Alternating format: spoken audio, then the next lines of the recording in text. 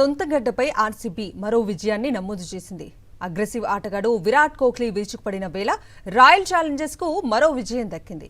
5 వికెట్ల తేడాతో గుజరాత్ ను మట్టికరిపించిన ఆర్సీబీ ఈ గెలుపుతో పాయింట్ల పట్టికలో 2వ స్థానాన్ని దక్కించుకుంది. ఐపీఎల్ 19వ సీజన్లో defending champion Royal Challengers Bengaluru దూసుకెళ్తోంది.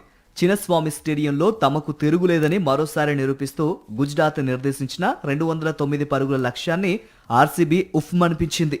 తొలుత బ్యాటింగ్ చేసిన గుజరాత్ కు ఓపెనర్ సాయి సుదర్శన్, శుభ్మన్ గిల్ అదిరే ఆరంభమిచ్చారు. ఆర్సీబీ బౌలర్లను ధీటుగా ఎదుర్కొన్న సాయి ఈ సీజన్లో సెంచరీతో మెరిశాడు. గిల్ సైతం దంచికొట్టగా గుజరాత్ స్కోరు పరుగులు పెట్టింది. వీరిద్దరి భాగస్వామ్యం 128 పరుగుల వరకు కొనసాగింది. గిల్, బట్లర్, జాసన్ రాణించడంతో ఆర్సీబీకి 206 పరుగుల భారీ లక్ష్యాన్ని విధించింది గుజరాత్. భారీ లక్ష్య ఛేదనకు దిగిన ఆర్సీబీకి 24 పరుగులకే తొలి వికెట్ పడింది. మరోవైపు విరాట్ కోహ్లీ ఇచ్చిన సులువైన క్యాచ్ ను సుందర్ నేలపాలు చేశాడు. ఆ తర్వాత వచ్చిన ప్రతి అవకాశాన్ని అందిపుచ్చుకున్న కోహ్లీ ఆకాశమే హద్దుగా చెలరేగాడు. 44 బంతుల్లో 81 పరుగులు చేసి మ్యాచ్ ను ఆర్సీబీ వైపుకు తిప్పాడు. మరోవైపు పడిక్కల్ హాఫ్ సెంచరీ జట్టు విజయానికి కారణమైంది. పటీదార్ విఫలం కాగా తర్వాత వచ్చిన Tim David, Krunal Pandya match ను విజయ తీరాలకు చేర్చారు.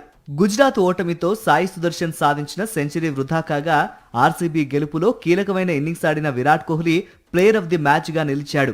ఈ 19వ సీజన్లో ఆర్సీబీ 5వ విజయం సాధించగా పాయింట్ల పట్టికలో 2వ స్థానానికి ఎగబాకింది.